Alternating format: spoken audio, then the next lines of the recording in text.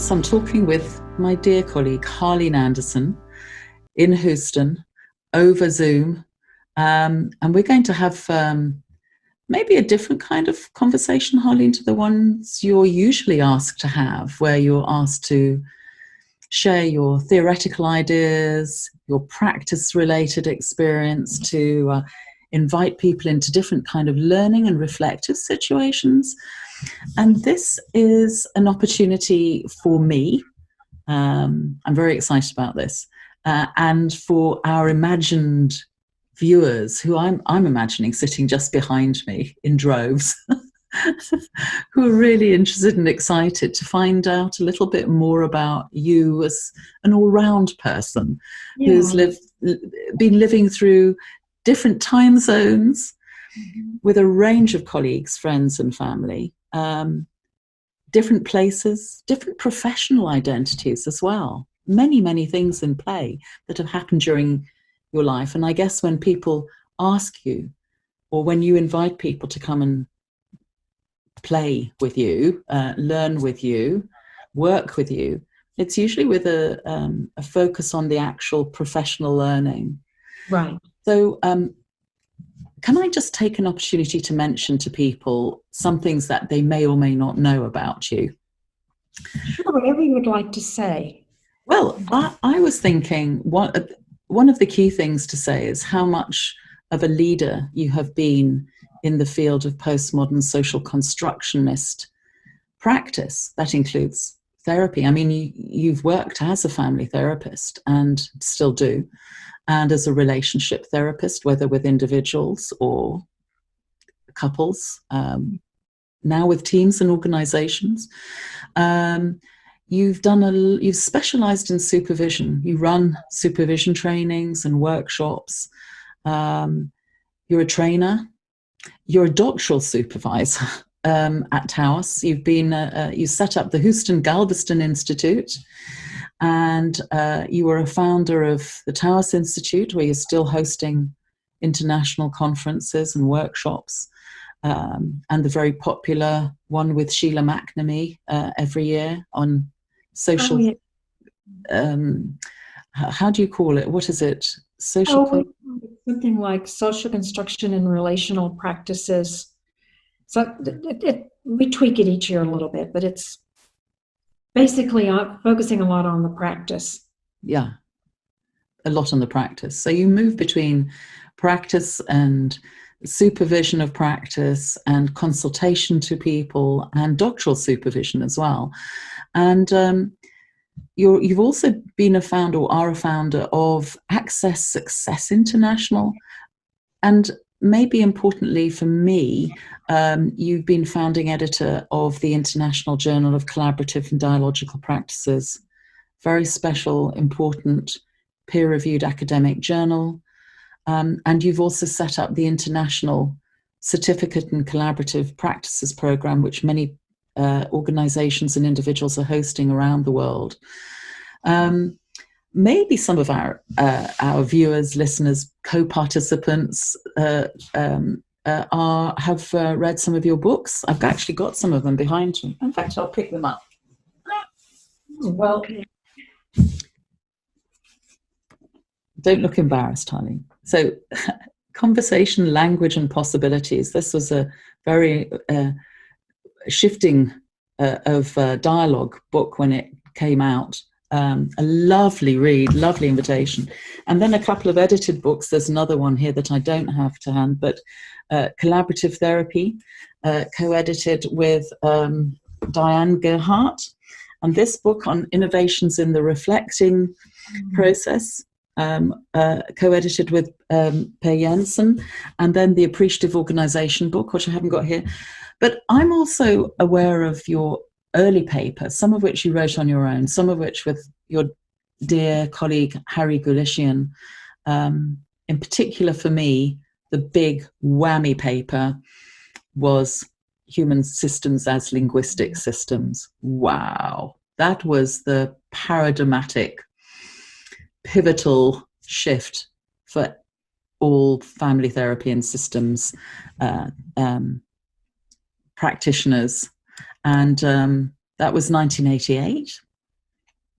I guess you wrote it even a year or so earlier by the time it came out in Family Process. And then there was that wonderful chapter you wrote in Sheila McNamee and Ken Gergen's Therapy as Social Construction book. I think that was 1991 or two. The Client as Expert and Not Knowing Approach to Therapy. That was, again, shifting, very important, reframing, realignment of people and knowledge and practice. And maybe people have heard you speak at a conference. My goodness, you are well traveled. When I looked at your 2019 schedule, it was unbelievable where you've been. Oh, crazy. Was there a continent you did not visit during 2019? Oh, yes, of course. And maybe people have been to a workshop with you, either your important summer institute at Canaquil in Mexico, maybe the Dialogical Practices conference in the Czech Republic, or one of the Taos anniversary conferences. Maybe people have seen you on video. There's some lovely videos of you on YouTube and Vimeo and other platforms. And of course, you've received several Lifetime Achievement Awards for your services in the field of family and marriage therapy. Anyway, that's a real quick summary. But I'm really thrilled that we have this opportunity to talk this evening about some other experiences, relationships, and so on in your world. So I sent you some questions. So this isn't for our listeners. This isn't you being surprised, wrong-footed by any of the questions. But I still trust that you'll say what you do and don't. You'll make your own editing decisions about how you want to answer. But maybe let's start in a kind of classic way with something biographical about where were you born and what kind of community were you born into? Hey, I will definitely tell you a little bit about that. But first I want to say, Gail, thank you so much for inviting me to talk with you. We've been talking about getting together and just sharing ideas and brainstorming, it seems like for years. And as you were reviewing just now kind of some of my professional history, I was thinking there's a lot of parallel between the two of us. Yes, you do a lot of what I do. Absolutely. Well, that is beyond generous. And and I was also thinking of the time that I was able to visit with you and Gwen, and that drive around, and you were talking just now the advantage of living in the countryside and not having to worry about all of these problems with social distancing that we're dealing with here in the United States. Yeah. You know, yeah, I was. Yeah, we went to Fountains Abbey in Yorkshire, didn't we? In beautiful old abbey. I must look out those photos. They're somewhere. Yeah. But where were you born? What kind of community? I'm in Houston, Texas. I am a native Houstonian. I'm a fourth generation Houstonian. And my mother's grandparents immigrated from Germany, and my father's grandparents immigrated from Sweden, and they both ended up in Texas and in the Houston area. So I grew up in Houston, and I have lived here all of my life, except for times that I worked some other places in Texas, and then also for 6 years in the 80s lived in Boston. So, but I'm a Texas woman, yeah. So I like to think of myself as having some of that pioneer spirit. So the name Anderson, is that Andersson? Should you be coming from? That's Swedish, yes. Ah, okay. Yeah, with the O. So it's Swedish, yeah, with the O. Mm-hmm. So what kind of community were you growing up in? Well, I come from a middle-class family, went to public schools. My father owned his own business, and my mother basically worked in the business and I would say ran it because she ran the office and all of that while chauffeuring my sister and I around. I'm the oldest of two girls and I have a younger sister. But in a family where the door was always open for people to come in and out and visit, and my parents they had a Bay House, so they always had summer gatherings at the Bay House, and then at their house they always had people over for Christmas Eve, and kind of the same tradition of a group of family and friends that would come together several times during the year. And I loved playing with the neighborhood kids and roller skating up and down the street. That was before there was a lot of traffic. Yeah. And I used to particularly like with the younger children to make up stories to tell them and sit there and just make up stories. So how would that come about? How would that work? Would you all be sitting around and then suddenly you'd launch into a story? Or what would happen? Somebody might say something and I would say, oh, I don't remember the details, Gail, but it was really spontaneous. It was oral, just all of a sudden I would start saying, well, do you know, I think around the corner lives this little old woman, and I would just kind of make something up. And then how would the other kids react? Well, they were engaged. Yes, they were engaged. And of course, I didn't say anything that was scary, but just kind of made up things. Something would catch my attention, or something someone said, or something I saw. That's just kind of a very small part of my growing up in my childhood. Yes, but it's of interest, isn't it? Given you're an orator and a storyteller, and that you do have a way of captivating audiences. Well, perhaps, yes. I can sometimes become animated. And do you feel you have space to still be a playful storyteller these days? What's the balance in terms of that and work stuff? So, and a lot of it depends on, I think, the people that I'm engaged with, like if I'm doing a workshop, and how I present, and how less formal I am, and how more spontaneous with my thoughts going here and there. And I can, yes. I remember years ago when I first started training with Harry Goolishian and his team, Harry could just stand up anywhere and talk about anything and tell these marvelous stories, and I was just in awe, and I couldn't imagine. And it was not too long ago I thought, well, Harlene, you can just go in. And like the other day, I was going to have a Zoom thing for a conference in Malaysia. And my husband said, well, have you prepared? And I said, well, I'm prepared, but I don't have a plan. I said, I just feel like I can introduce myself and take off talking about what they asked me to talk about. So I think I've learned to be spontaneous and flexible in that way, to try to fit into whatever those circumstances or the relational context is. Sometimes I think that street play is an underestimated element in our future life training. It sort of strikes me that seeing Harry do it. Sorry, do you call him Harry or Harold? Harry. Seeing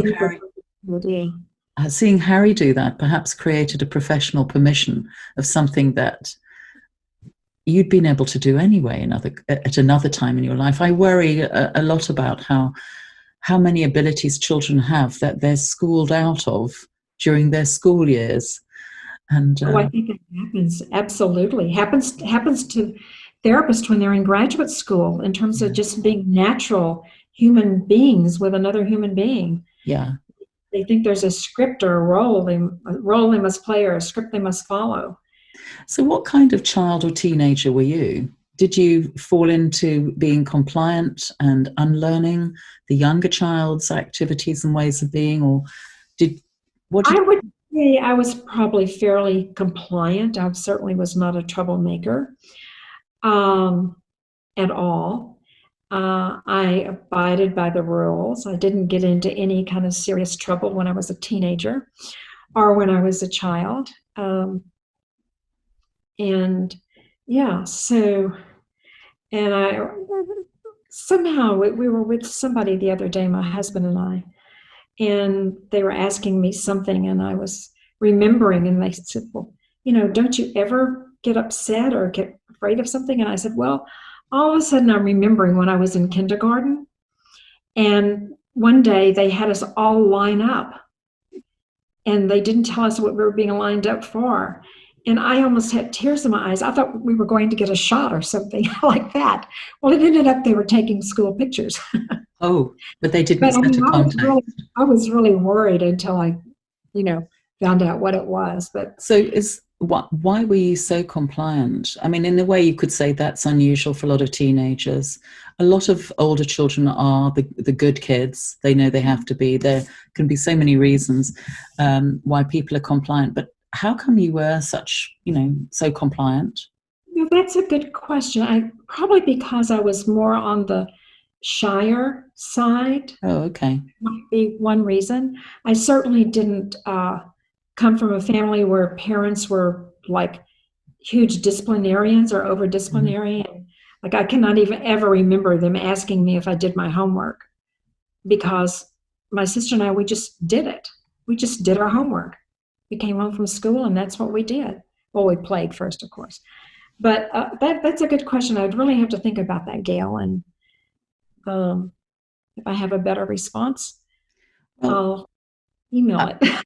I'm always amazed that I was on and off compliant at school.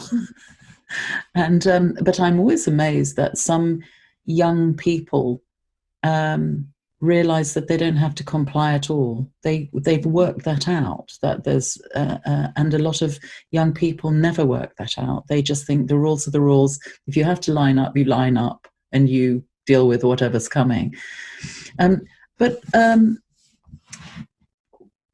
what sort of challenges academically were there for you, or socially, and what came easy to you as a young person, teenage, young adult? Okay, let me just go back real quick to the compliant thing, because all of a sudden I had a connection. Okay. Because I was a, you might want to say organizer. I would get other kids to join me in doing something. So I was very active in that way. And even today, people say, don't come up with an idea, because the next thing you know, Harlene will have you doing it. Or don't be interested in something she's thinking about. Have you doing it? Mm-hmm. So I don't necessarily think of myself that way, but I can appreciate that other people do. But I think because I instigator is a word. I would instigate things, not like big trouble things, but okay. So like one time in high school, I was a cheerleader, and we had, you had mascots. Well, our mascot was a cougar. And so, well, of course, you weren't going to bring a cougar, but we were playing this football team, I guess, like for y'all, football, like a soccer team. And their mascot was a bird. It was a cardinal. And I thought, well, what am I going to do? So I had some friends. We got a white chicken and we dyed it red. And I had my father build a little cage, and we took it up on the stage, for preparing for the rally. And, we were going to cage the Cardinals. So wow. Those are the kind of things we did, yeah. So I wasn't really getting into trouble. But academically, I liked school. There was no problem at all. Math was always a challenge, particularly when I got into algebra and beyond. But, yeah. How did you... Sorry, go on. You're good. So what happened how did you find your way into some kind of higher education and professional education? Well, I always had the idea, I don't know where it came from, that I wanted to go to college. And then when I was in junior high school, middle school, between, little kids school and high school, I was a volunteer at a hospital. And I was a volunteer for the mail department. So I wore this little, they call it candy stripers, a red and striped dress. And I pushed the mail cart from floor to floor, room to room, and delivered the mail, and would visit with people. And I just began to think that I wanted to do something that would be in the line of helping people, and I didn't know what that would be. And really, the main thing I knew about was psychology and social work, just from my studies and from reading. And I applied to a rather prestigious school that had a very well-known school of social work, and I was accepted, but the tuition was really out of our family budget parameters.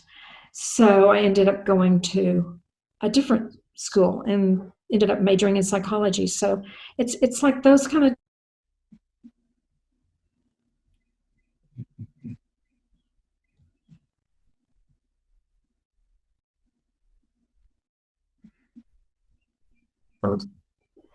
thing where I was teenager of the year in the area that I lived. And so they had found out about me by talking with my school principal, and they brought this psychology book and they wanted me to hold it up. So here I am in the newspaper, front page, holding up this psychology book. And the headline was, Harlene Anderson loves helping people and is going to be a psychologist or something like that. So anyway, just things happen, but it's like, how did I decide I wanted to be helpers? I think it also was influenced by my parents. Neither one were in any kind of helping profession. My father was a businessman, and my mother worked in his business for years until he sold it. But they were very generous people. They were very generous with their employees, and they were generous with the schools that I went to. So like I can remember in elementary school, it really didn't make sense to me at the time, but like if some children needed glasses or shoes, my parents were on the list of people to call, and they would generously donate whatever needed to be donated for children's shoes or glasses. So and they were just always helpful with neighbors. My father could do anything, he could fix anything, and so all the neighbors were always asking him, well, would you come over and look at my lawnmower, or the sink stopped up or something, or whatever it might be. The electricity's not on, and he could somehow just manage to do anything, although he never really went to any kind of formal trade school or university to learn to do those things. He just had this natural inclination. So I think that kind of wanting to help, or not only wanting to help people, but always being available to answer a call. Yeah. That way. It sounds like that was a core family value. I would say it was. Mm-hmm. And an offshoot of that was the social contact and feeling part of a community or something like that, I'm guessing. Very much felt part of a community, yes. Because those were the days when you were a member of a neighborhood, so to speak, which you don't have that much in a big city like Houston anymore. Even though I live in a neighborhood and I have next door neighbors and houses and across the street, and I know them. And as a matter of fact, we had a coronavirus happy hour 2 weeks ago on a Friday. One neighbor invited some neighbors to come over and stay 6 feet apart, bring your own drink with you.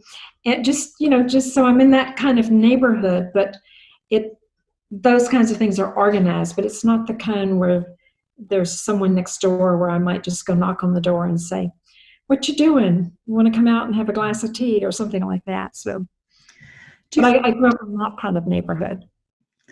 Go ahead. At what point, if at all, has your profession become a community for you? When do you think that first started to kick in and that you started to feel a member of a professional community? I think that's when I started working at the medical school in Galveston and started studying family therapy with Harold Goolishian and his team.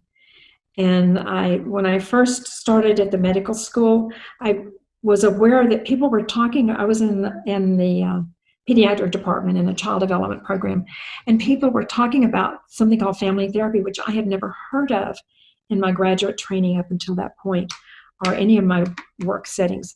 And I thought, family therapy, what is that? And people talked about it with such enthusiasm, and I thought, I wonder what this is. It might be a cult, I don't know. But then I noticed there was a flyer of a training program started out, and I thought, I'm going to go to the training program, and if I go the first time and it seems like a cult, or I don't like these people, or it's too intimidating, or whatever it is, I just won't go back. Nothing lost, nothing gained. Well, I went, and it was like, Gail, I had found something I didn't know I was looking for. Ooh. It was that very first time. What it was, the language, the vocabulary in that particular training session invited me to really kind of step back and reflect on some of my professional experiences to that date, that point in time, and to begin to really be aware of multiple realities and the influence of context on one's actions, on one's words, on one's thought, and how one was as a person. It was just amazing. It was like a gift I didn't know I was going to receive. Mm-hmm. So it was a community where we went to the training, we worked in teams, and so you began to really know each other. And I think that's one of the gifts of family therapy, is that it has created communities for so many people in the training that they are in. Now, I think unfortunately a lot of that doesn't continue after the graduate training or the postgraduate training, which for me it was postgraduate. And so that's very important, and that has to do with my starting the Summer Institute and the certificate program and the journal as a way of having a network or community for people to continue to feel part of, to feel supported by, to feel connected with. It's really important that people understand journals and summer schools and trainings as an attempt to create and sustain community. Sometimes they look like they're commercial opportunities, and it's nothing to do with that, because there's no money in these things anyway. These are... What are you going to do with all this money you're making from doing this Summer Institute? And I thought, if you only knew. Yes, exactly. With all the hotel and food costs and things. Yeah. And I'm sure you experience the same thing, Gail, that people come to your trainings and they come back again and again, and they're part of a community, and they meet up at other trainings in other parts of the world and develop these collegialships that then you're not physically a part of. Yeah. I'm imagining that when people invite you, when we're invited to workshops, when we put on workshops, it is an act of creating community, but in a sense, you, Harlene, become the means through which community also gets created and recreated through the event, through the kind of exercises and talk, informal and formal. Does it sometimes feel like quite a responsibility having that position of being such a frequently invited speaker, workshop host, trainer, and so on? It feels like a responsibility in the sense that I want to be accountable. And this is really where I am in my career right now, that how to help people sustain some of what I have been a part of. I won't say that I've created, but what I've been a part of creating. How to sustain that kind of connecting, networking, learning together, really being lifelong learners, and to nurture these professional friendships and colleagueships that people have made over the years, and to continue to help the ideas and practices evolve and emerge and twist and turn, whatever way they go. Yeah. How does the doing your family therapy training, where you met Harry Goolishian, and this ethos around accountability and creating community, and how does that connect with your having co-founded the Houston Galveston Institute and then later on the Taos Institute? Well, they began in two very different kinds of ways, but both out of relationships, professional relationships. So, for example, excuse me, with the Galveston group, every time we had training, we would a lot of times go over to Harry Goolishian's house, who lived just within walking distance of the medical school, on an outlet of the Gulf of Mexico, of Galveston Bay. And he had a dock, so people would go out on the dock and sit. His wife, Leslie, was just very generous. She would always make huge batches of popcorn or something for people to nibble on. So there was a lot of social. So you were able to learn about people as people in the world, ordinary citizens, not just as your professional neighbor in the little office next door. And this is one of the things that I really think is important, that and often when I'm working with people in organizations and they're having difficulties and trouble with another colleague, I just begin wondering, well, what do you know about this person? Do y'all ever go to lunch or have coffee? No. And it's like, oh my gosh, because you're so different in those kind of more informal, casual, out of the office context than you are in the office. So that, so it's just those kinds of relationships I began to realize were so important.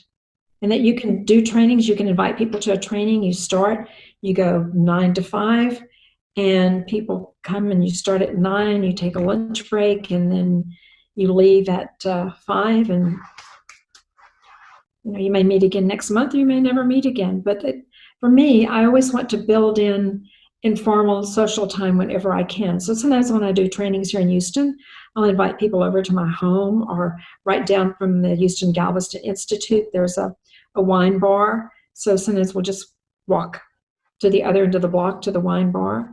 I do assignments over lunchtime and give an extended lunchtime so people have time to be together and talk with each other outside of the four walls of the training room. I really like what you're saying, I suppose because it corresponds with some of my own values and experiences, whether at the Bedfordshire Summer School or in the professional doctorate in systemic practice that I lead. I always say to people, we need to be able to eat together at least once or twice during the meeting of a few days, and it's what happens in the evening over wine or going for a walk or a walk before breakfast or whatever it is. It's in that space that creates, I'm going to put it like this, real relationships, meaningful relationships, getting to know each other, sustaining each other through studies. And it worries me also that people go and do trainings now in human relations where there isn't much space to be human and relational. I couldn't agree with you more. Absolutely. No, continue, please. Well, just that I would love to see many trainings reinvent themselves and find ways of opening space so that people can participate even with their children and partners in the wings or whatever, so that they can still socialize and be present, not have to run home. That's very difficult. It's an ideal, but I love those values, and I'm wondering where I picked them up from. And I feel that it's from probably from people like you and others, and KCC was like that. When I was doing my own doctorate, it was like that. We would go out for dinner with John Schotter and Peter Lang and Martin Little and others, and drink and talk and eat and hang out. Right, that the trainers, so to speak, were available as people to spend time with you. And Gail, I also tend to favor residential trainings like the Summer Institute, because it becomes kind of a 24/7 learning experience. You think people are sitting on the beach for 3 hours in the afternoon? Yes, they are, but what are they doing? Or what are they doing while they're going on a boat ride or they're shopping? They're talking about what's been going on. It's amazing. It really, really is. And when I consult with graduate programs, I always talk about that I think graduate programs should be a laboratory in human relationships. That the program itself should allow people to begin to continue to develop as people, not only as professionals. So is, for example, the Houston Galveston Institute, is it allied to a university? Because what's happened in the UK is all the family therapy trainings, for example, have all the institutes that were independent over the years have had to become aligned with the university and mirror pure academic training. So there may be a placement, but it's almost separate from the learning of theory. And although people have live clinics, live supervision, there still isn't that space. It's all in the domain of production, and the domain of aesthetics is within the writing and within the practice, and not always within the group. Well, the Institute is not connected formally with a university. I would say probably all of the faculty, and I'm including local faculty as well as our international faculty, are affiliated with and do teaching at a university in some way, usually on a visiting professorship or as an adjunct faculty member. And one of the things that Harry Goolishian and I always said, because people would ask us, well, why don't you partner with a university, because there are several in the Houston area. And we would say that would totally change what we do. Yeah. We couldn't do what we do because of the rigidity. Yeah. And how many countries is the certificate in collaborative and dialogical practices? Where's it happening? Well, I think we have 17 programs probably in 13 or 14 countries now. It started because people would come to the Summer Institute and get so involved in the ideas, or I'd meet people in workshops and they want to know, where could we do this training? I can't come to Houston for a long training period. And so Harry Goolishian and I started doing what we called a summer intensive. And we did that in Galveston. It was strictly, there was some around the table talking, but it was mostly clinical work where we would see lots and lots of families or individuals or couples, or do consultation with business people, and people would watch, and then we would talk about it and go to lunch, go to dinner, go have drinks, etc. So where am I going with this, Gail? Let's see. Well, I was asking about the certificates where it's happening. And so what I did is I decided, well, why don't I just bring together a few people that I knew, like 4 or 5 people, and share with them this idea. Is there some way that we can create a program in different areas of the world? And the people that I first talked with happened to be in Mexico, in the States, and in South America. I think there were 5 that started. And so that's what we did. We just put together a curriculum. And these were people who already had training programs. And at that time, none of them associated with the university. And what we have found is that over time, we have had 1, 2, 3 programs that I can think of right this moment that have been associated with universities, where that relationship has dissolved because of the restrictions. And whether the restriction is we will not support your program and you unless you have a minimum of 25 students. Oh, yes. Yeah. Yeah, there's a certain kind of economic basis to these things. And, right. And so that's, and so that was mainly it. It mainly had to do around finances and the university wanting a certain amount of money, a certain amount of percentage. Well, there are huge advantages to trying to be independent in order, a bit like Houston Galveston Institute and the Taos Institute, because you can create pretty much what you think is needed and respond to your own imagination and other people's interests. Right. And you have that kind of freedom, that kind of liberty, and the challenges and how to pay for it. Yeah, there's always that. There's always that. So there's always that. I wanted to jump back to something actually and ask you about some examples of relationships in work that have been really, well, maybe outside of work as well, but I was thinking about colleagues who've been really influential for you in your career. You mentioned Harry Goolishian. I don't know if you wanted to say more about him or others that...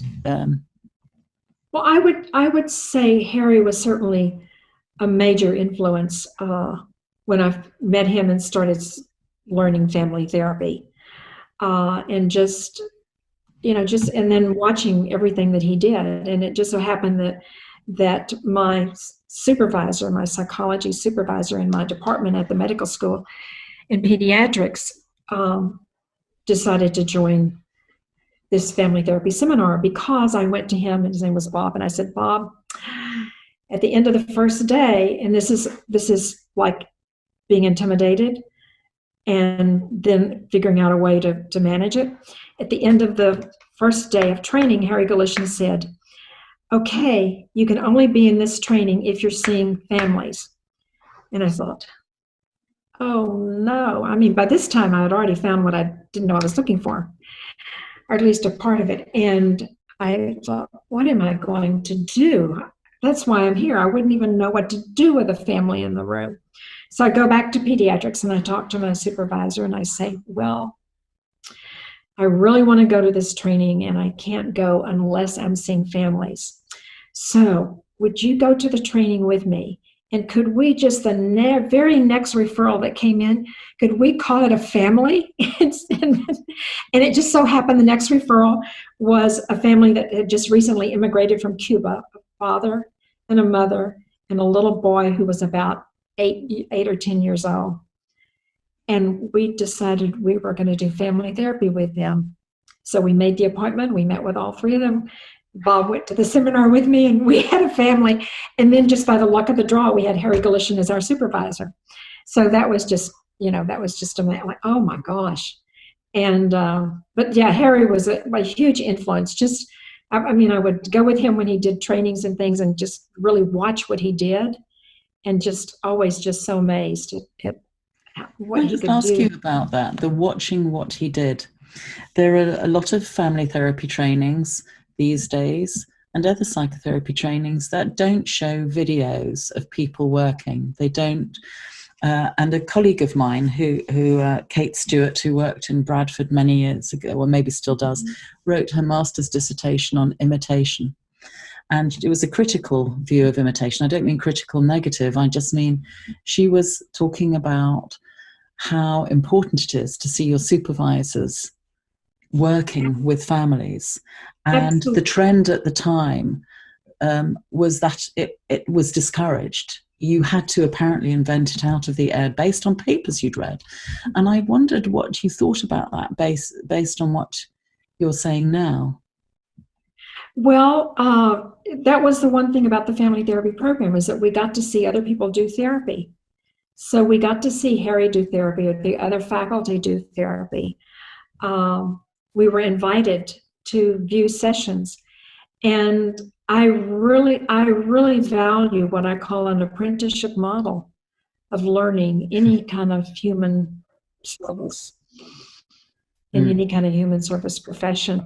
that you work along people and you learn with them, you learn from them, and it's not emulating them. You don't want to duplicate what they do. You can't do that. I could never be Harry Goolishian or John Schotter or Gail Simon or whoever it might be. I could never do that.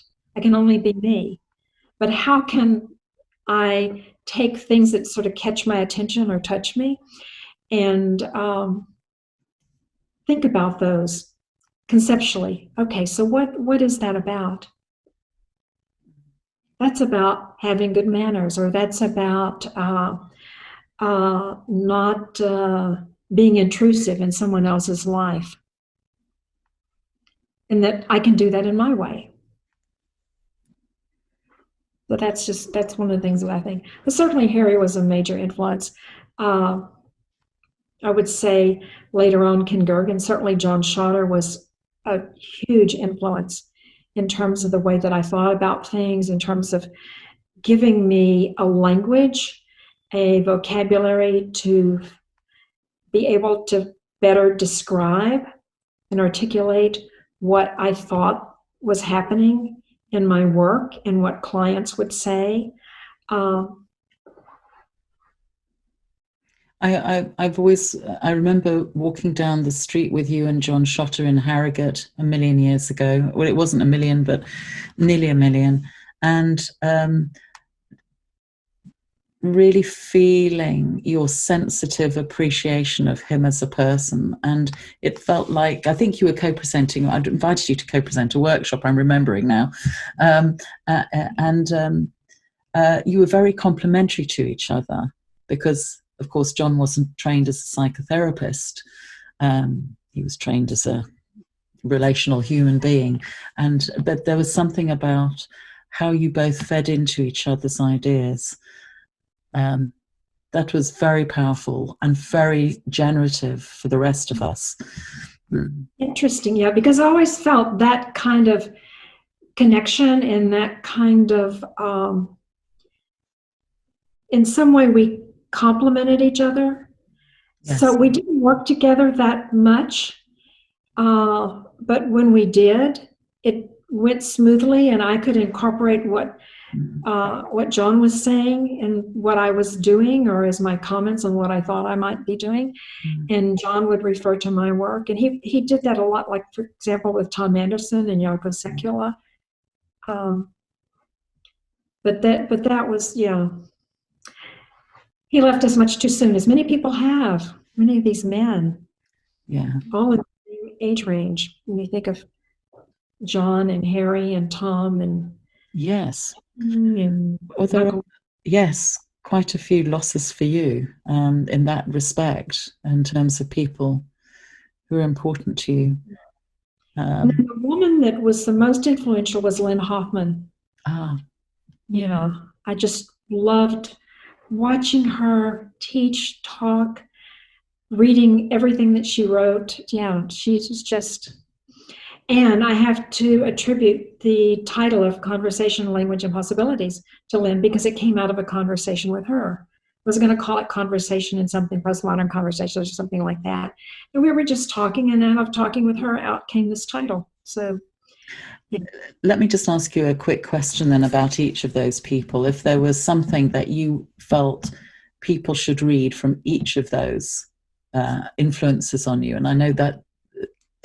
yeah, this might be asking too much off the top of your head, but what would you say Lynn's most important work that contemporary postmodern social constructionist practitioners should read? Same with John, same with, which work of Harry's would you have suggested? Okay, maybe so Tom? I would say her two major books, and I'll tell you why.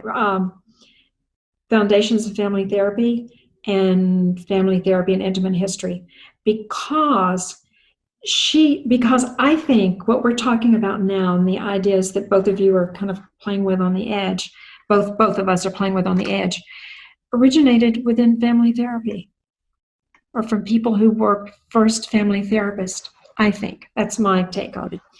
And I think that if you look at her writing, she's not giving you a description so that you can learn to be all these kinds of therapists that she talks about in Foundations of Family Therapy.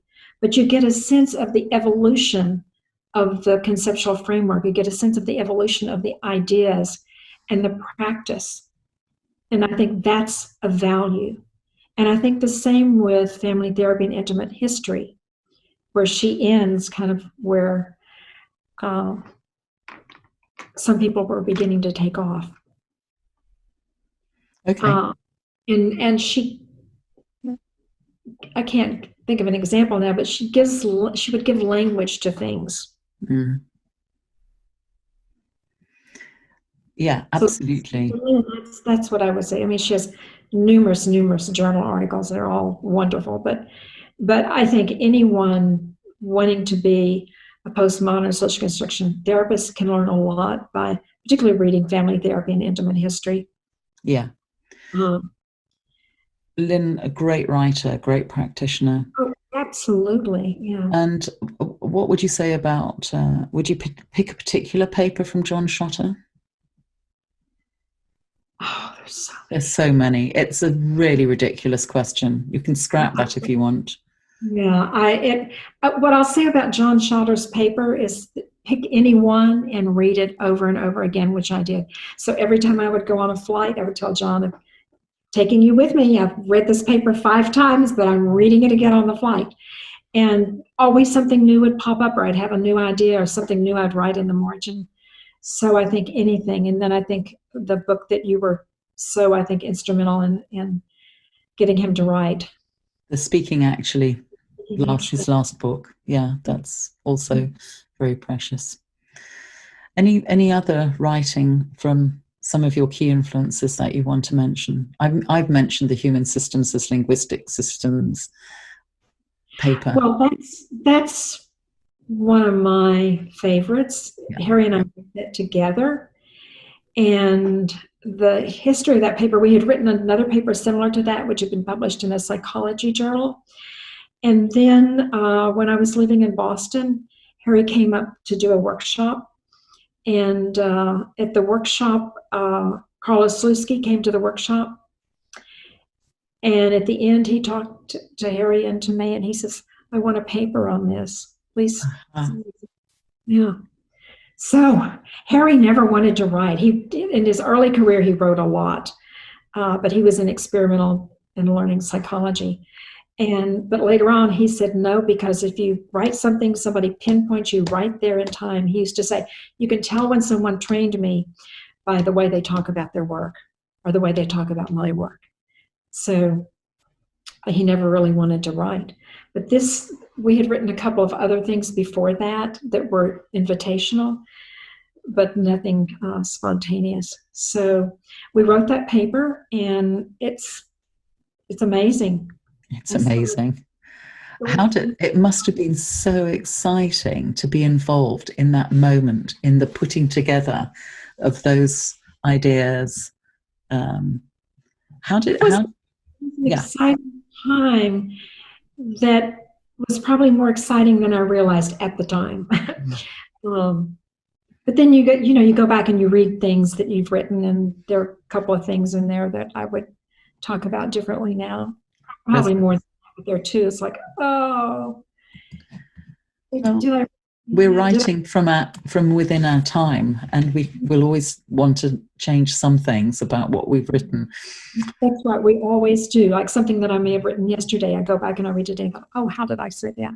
Why did I say that? So that, so let's see. So that paper,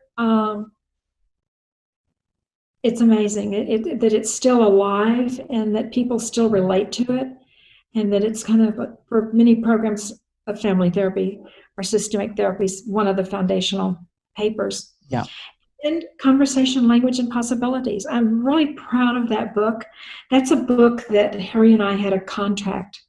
Right? And it was actually an invited book by an author at Basic Books, which is multiple changes since then.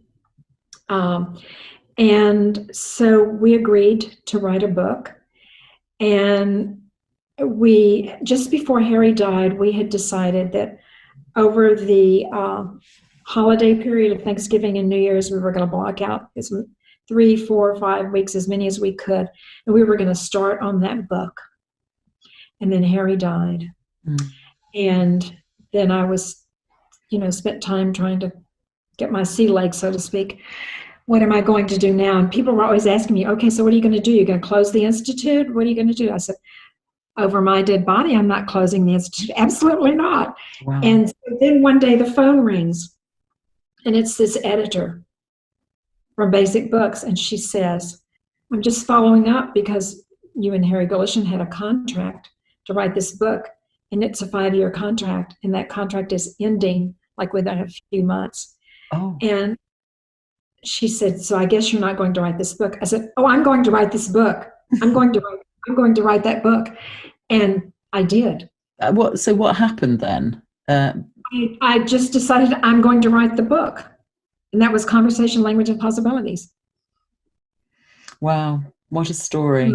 I just decided, oh, I'm going to write this book. I can't pass up this opportunity. And a learning experience, because when you write, you do a lot of thinking in preparation. You do a lot of reading, a lot of research. You talk to people. You make lots of notes. I mean, there's just so much that goes into it. So it was a great experience, and I don't know. And so I was writing that book. I lived in Houston at the time that I was writing that book. That was just before I had moved to Boston. And I just sequestered myself up in my office at my home. And that's what I decided to do. Well, it must have taken a lot.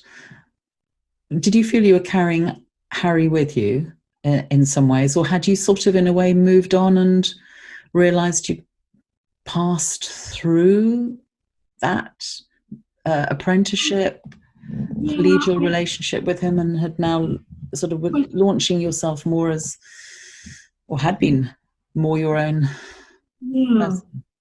I by then I had developed really more my own professional identity rather than an identity as this professional pair. Yeah, because quite a few years had gone by then.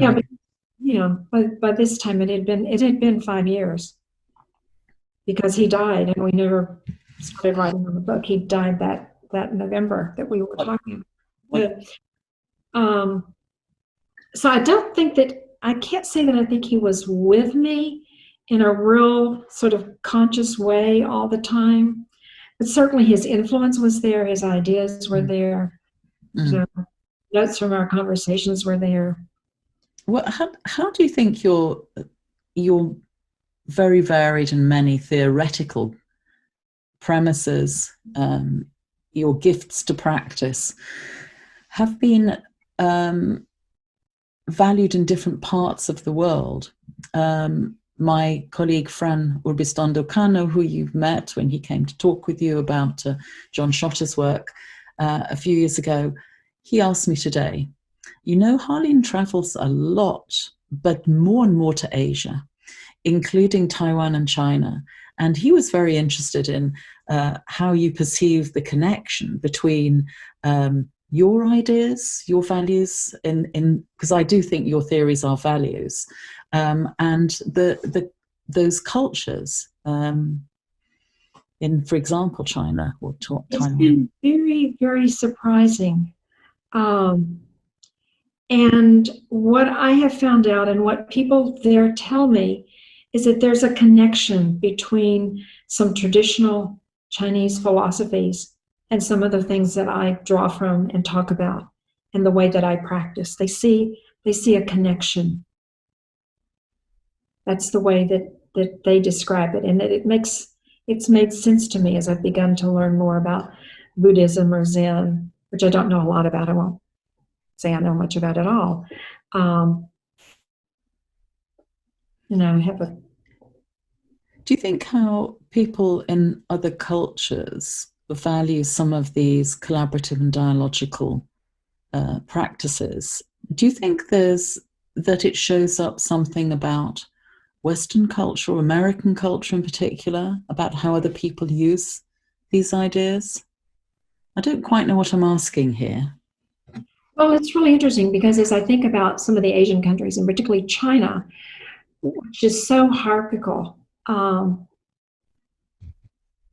that's my description. And but yet, the people that I know there, and I've been going to China now for several years, at least 8 years, if not longer, 3, sometimes 4, 5 times a year, a lot.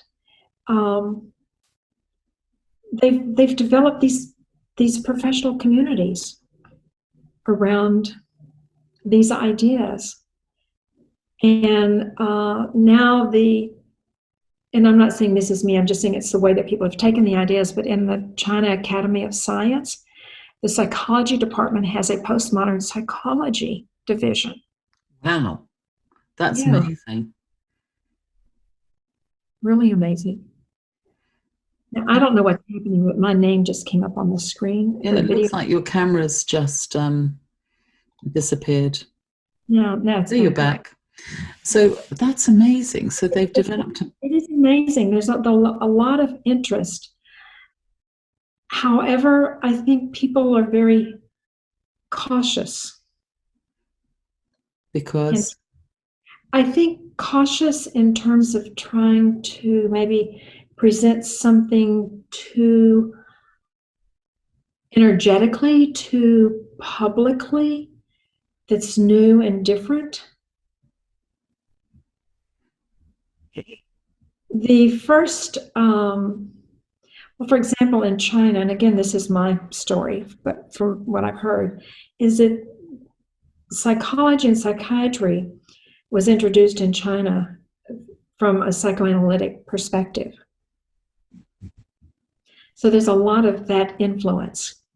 In terms of any family therapy that's done there, it was influenced by a group in Germany, not Helm Sterling's group, but another family therapy group who came and did a lot of training and ended up having people go over to Germany and train. So, I don't know, you're asking some important thought-provoking questions. And as a matter of fact, I've asked a colleague of mine who's really teaching and writing about these ideas and very much a scholar when it comes to traditional Chinese philosophy, if he would write a paper with a journal doing kind of a comparison and a contrast. And he's supposedly working on that. We'll see. I think it sounds like there's a lot of interesting learning to come out of that relationship, or those relationships.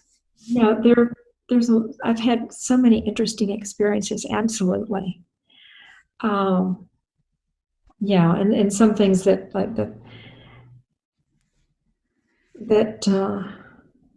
I'll be careful and I won't say publicly on a recording. Okay.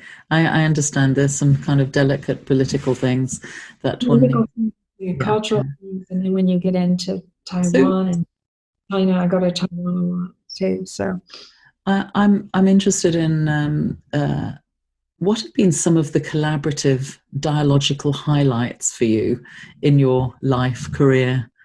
Yeah. Oh wow. I mean, you lived through some very interesting times, politically, paradigmatically, professionally, you know, the linguistic and the postmodern turns. I mean, you've been not just living through them, you've been part of them.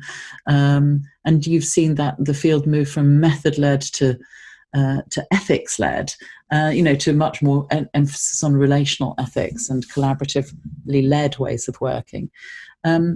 But also there's that pull in the world. Well, I'll come on to that in a moment. But what have been some of the most important highlights for you around collaborative? I kind of go back to people. One is Tom Anderson and summer conferences in northern Norway, and the colleagueship and the friendship that Harold Goolishian and I developed with him, and learning with him, from him, experimenting with him. That was I would say that Scandinavian connection with Tom Anderson and his colleagues was a very important part of my development, part of my life, part of my career, part of my ideas and my practice. And one of the original members of the Reflecting team, Anna Margrethe Flom, and I are still colleagues and keep contact and see each other in various parts of the world. And she comes to the Summer Institute, and sometimes I go to Northern Norway. So that connection has been very influential in what Tom has was able to do to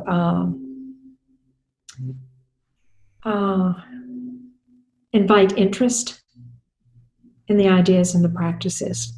So that's been very important. I think also the people who are heading up the certificate programs and what they're doing, just amazing how no two are alike. They're all so different. They're all they cover the same basic curriculum, same basic quote unquote readings, but they're organized in their own way. You know, they have the same number of hours of this and the same number of hours of that, but they do it all so differently. That sounds fascinating. I love the sound of that. You offer an invitation, you offer some structure, and still what comes back at you is something unexpected. Right. It's really a decentralized program. Mm. And it's a program that's sponsored by the Houston Galveston Institute and the Taos Institute, for which we don't make money off of it. We charge a very, very nominal administrative fee to pay the person who's the executive director of it to help keep up with all of this. But no, they each have their own unique personality. So, for example, one decided they were going to require their students to have projects. So each student had to have a project, but what happened is that they were doing it not individually, but in combinations of pairs or small teams. And then what they did at the end of the year, they had an open, no charge, one-day workshop for people in the community, at the community agencies. And the students each presented their project. And so then that took off. Now we have several that do the same thing. And then we have one program that started having, she has a very fascinating name for it. I'll think of it in a minute, but it's kind of like a reunion where she invites people from all the past programs to come together for a residential 2 or 3 days where they spend time together and reconnect and talk about what they're doing and learn with each other. And so now we have other programs that are trying to figure out ways of doing that doesn't cost a lot of money. It's very important. It's part of your legacy that other people run with these ideas and develop them across a number of different contexts and countries and so on. What do you see as some of your more important gifts to the, I don't know what to call them, therapeutic professions, transformative professions, and which of those things that you most value do you think are most likely to thrive, and which are sort of threatened or being eclipsed by other methodological trends? I think most of the things have to do, I'll say, with the person of the therapist, so to speak. Mm. That people are being more careful, more reflective, paying more attention to their own practice and learning from it. In other words, being a reflective or reflexive practitioner. That I think people are being more spontaneous, more flexible, less knowing. It was like, okay, so was it? I have to think of what, this is Wednesday. Okay, so it was Monday night. I had been invited to do a Zoom presentation at a conference that was hosted in Malaysia. Very, very, very traditional psychology conference. an Asian conference. And so I thought about, what am I going to do? And then I logged in early. My presentation wasn't, with the time change, it was like 9:15 at night. Well, 9:15 at night, I don't even think. I'm thinking about going to bed and getting a good night's sleep. I don't go to bed at 9:15, but anyway, I don't stay up till midnight or 1. But so I gave some thought to what I was going to talk about based on what they wanted me to talk about, and then I decided to tune in to the presentation before me. And oh my gosh, as I was listening to it and as I was listening to the questions that the people were asking, it was a big Zoom format.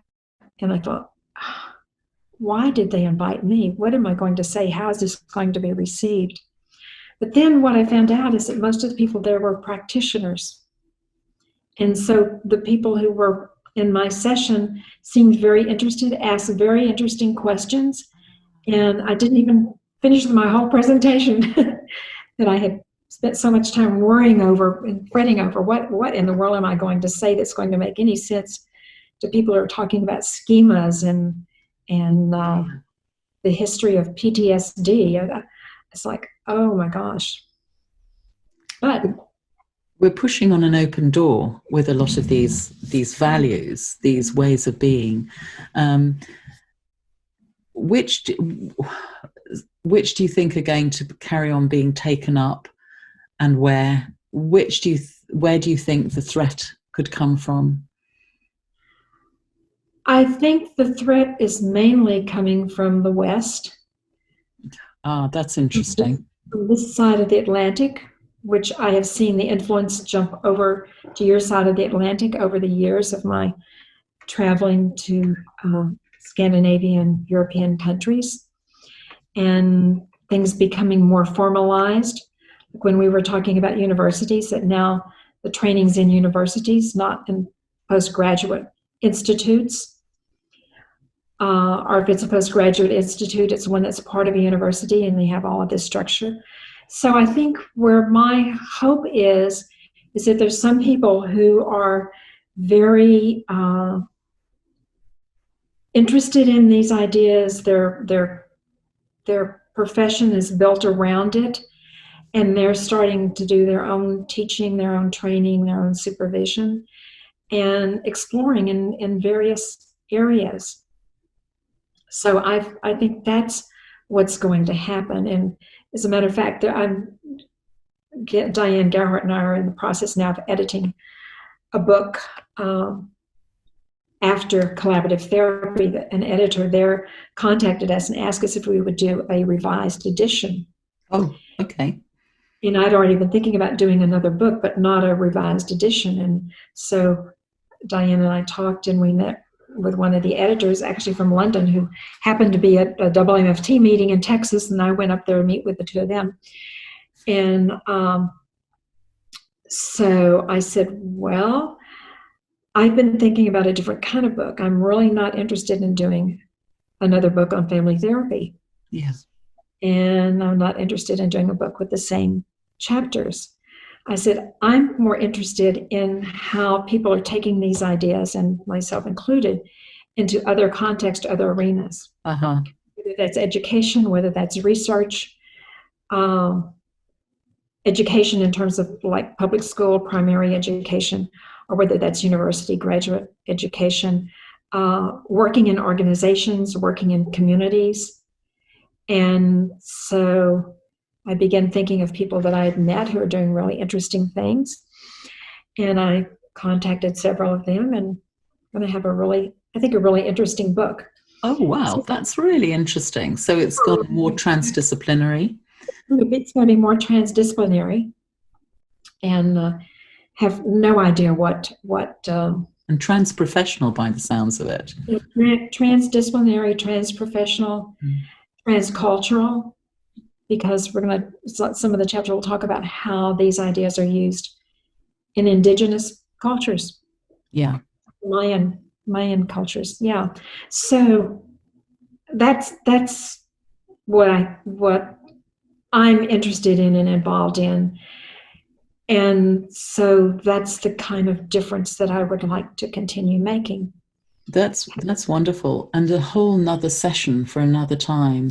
It would be so fascinating to hear, because of the amount of travel and transcultural conversation you're involved in.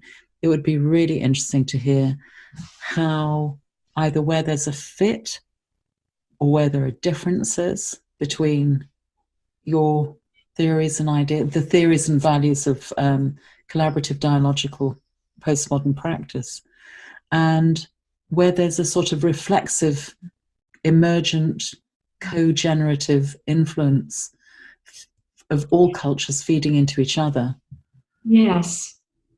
And I find that and those challenges exciting. I think in my work, I find that there is a fit. That in cultures, and I use culture in the broadest sense, whether you're talking about a national culture, a local geographic culture, a family culture, where I find the biggest challenge is from academia and people coming to trainings where they have spent years training to be an analyst, and they just happened because somebody invited them to come to one of my trainings. Being able to incorporate it, if you can incorporate it, but being intrigued, but not knowing what to do. I've spent my life, my career doing this. This is what people expect of me. In my country, when you go to the doctor, you want the doctor to tell you what to do. You want them to give you a prescription. I've had people say that, yes. And so how do I not know? Well, it isn't that you not know, it's just that you think about knowing and what you know very differently. And you use what you know very differently. And you not only use what you know, but you use what the client brings. So it's you've lived through a big shift around authority in family therapy culture, because I'm sort of thinking about some of the earlier ideas around, for example, gender in the family and where authority was located. I'm thinking about, some of Minuchin's earlier, Salvador Minuchin's ideas, and not just his, but other people's ideas about who was wearing the pants, who you addressed as the family therapist, in terms of asking questions about decision making, and you modeled, you indicated by your behaviors as a therapist where the authority was or should have been located in the family.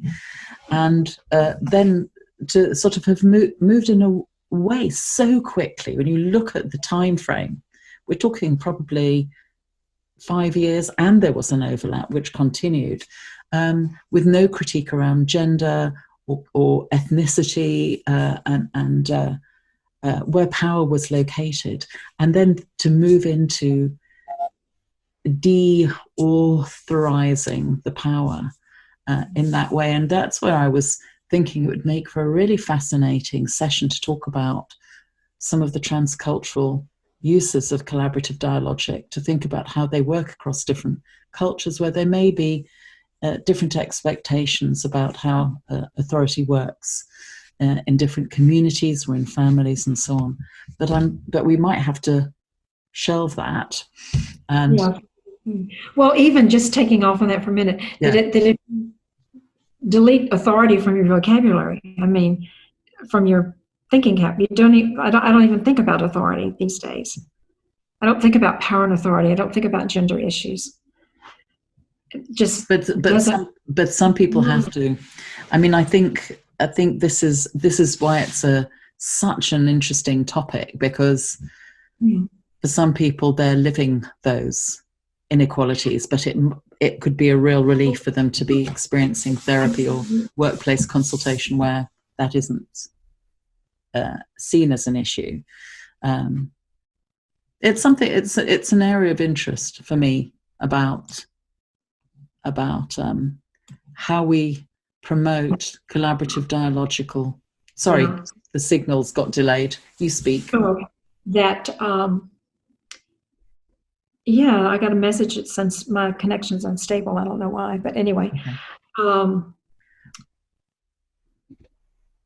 That I would hope that as a person I live that, Now, if someone wants to talk about it, I can certainly talk about it with them. If it's a course where that's supposed to be specifically addressed in that kind of way as a part of the curriculum, I can do that. But I would hope that I live it. Yeah, yeah. It's also about. I was thinking about how does that work across different cultures, but as I say, I'm flagging that because it's a longer discussion.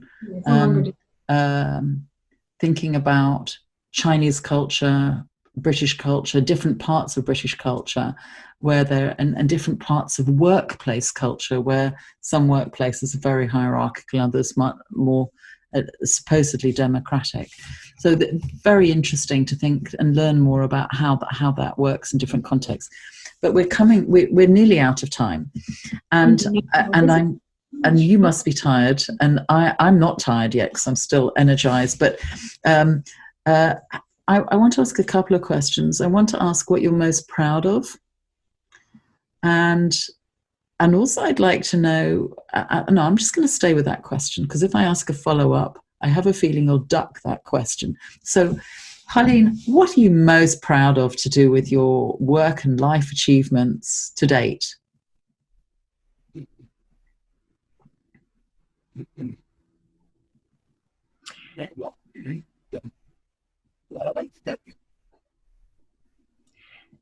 That I've been able to, I'll get very emotional, but I've been able to carry on with something that Harold Goolishian and I, and it's not just the two of us, but a whole cadre of colleagues, were in the process of creating, that they were beginning to create before I even came along. And that I have been able to, I'll say, do what the occasion calls for. I think that the path I have taken has allowed me to be more spontaneous, more natural, more flexible, to take more risk, to be outrageous if I need to be, which I can be. Most people don't see that part of me, but I can be. Yeah, so I would say the person I am, and the very, very, very, very, very, very small way that I contribute to other people's lives, and they in turn contribute to mine. I feel very privileged in the work that I do, the people that I meet, and how they open that door and let me in. That's lovely to hear you say that. And of course, I won't be the only one who's really curious to know about how you've been outrageous or whatever it was you put at time. But another question then, maybe to end with, or nearly to end with. I don't know what will happen next after this question, but it's the last one I've got written down. But you honor a lot of people. You've honored a lot of people. You're very much a relationally situated person and a relationally inspired person. But how would you like to be honored and remembered? What would you like people to remember about you, your contributions? Let me think.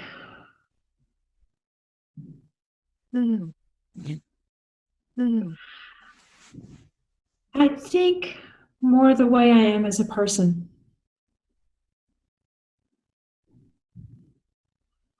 And that, for the most part, I won't say always, because if you ask my husband or my sister, they may have a different story. But for the most time, I walk my talk and I talk my walk.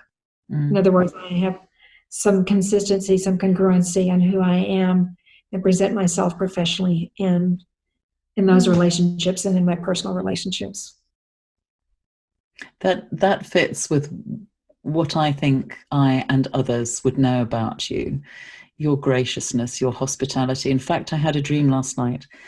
I had a dream that and it was a lockdown dream, a coronavirus lockdown dream, that I flew to Houston to to interview you, to talk with you. Don't like the interview word. And I was with Gwyn and our dog Moss, and we drove from the airport to see you. And we got out the car when we arrived at wherever your house was in my imagination of my dreams.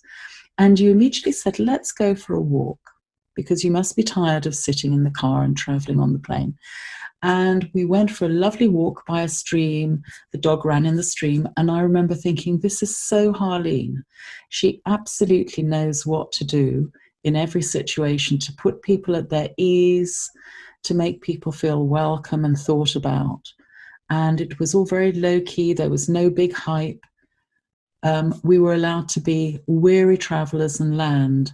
And I thought that was really a fascinating reminder of you as I woke up this morning, anticipating our talk this evening today. Well, thank you for sharing that, Gwen. Yes, and I would hope that I would have invited you in a way that if you were so tired after that cross-Atlantic flight, changing airports if you had to, probably not, probably didn't have to do that coming to Houston, that you would have said so and that would have been okay. Yeah, absolutely. So, Harlene, are there some things that I should have asked you, or that were either in your mind or on the list of things, or something you think, oh, I wish Gail had asked me about that a bit more, or that you wanted to say anything? Not really. You told me the kind of the general things you wanted to talk about, and that you really wanted it to be more about me as a person. And I guess there's just so much. It's like, where do you start? Where do you pause? What can you include? So no, we covered a lot of things. So what, are you at home with David this evening?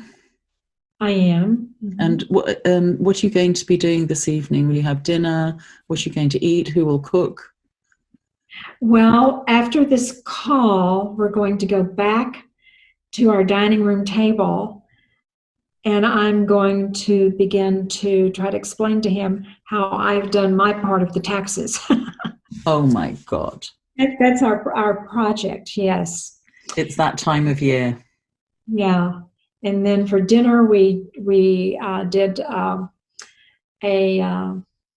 what do they call it now? They call it pickup. They call it pickup. We did a pickup at a restaurant that we really like. And so I got enough to have for tonight as well. So we're not cooking tonight. That's good. What sort of food is it that you like eating? Oh, I eat just about anything. I love seafood. So I got salmon for me for last night and salmon for me tonight. Yes. So I love seafood. I grew up with a family that had a bay house and went crabbing all the time and fishing. And yeah, so I was a water rat. How wonderful. How wonderful. We'll probably take a walk, because we do live in a neighborhood, not with any streams anywhere near, but nice area to walk with some nice trees. So, but it's a neighborhood. It's not like in the countryside. So we'll probably do that. That sounds really nice. Sure. And thank you so much for making time for this conversation, for me, for our wider community, people we've met, people we haven't yet met or maybe never will. That was really lovely. I've had a fantastic time just listening to you and hearing some of the things. I really would have loved for us just to have had 3, 4, 8 days just of being able to follow up with talks and so on. And for me to learn more about you, likewise. No, it's been lovely for me spending this time with you, and I was looking forward to it, as I had said in our email exchanges. And we haven't had face-to-face connections that many times over the years, but I have valued the time that we have. I loved it when you came to the Tilburg dissertation defense. You had on your black robe and your hat and your red tennis shoes. I said, I loved it. I don't know if I do. So good. I hope to see you in person again at some point, Harlene, especially after lockdown is up. Maybe. Yeah, if we can ever get on a plane again. Yeah, absolutely. But we'll try and make something happen. We've been trying to do it, but the last 5 years, maybe? Try to find a time. We have to try harder. I'm going to stop recording, and so we can say goodbye, and then we can hang on the line for a minute just to say an unrecorded goodbye. But thank you, Harlene Anderson, for this wonderful opportunity. And thank those of you who will be listening in and watching this conversation between Gail and me. To be continued. To be continued. Yeah. Okay.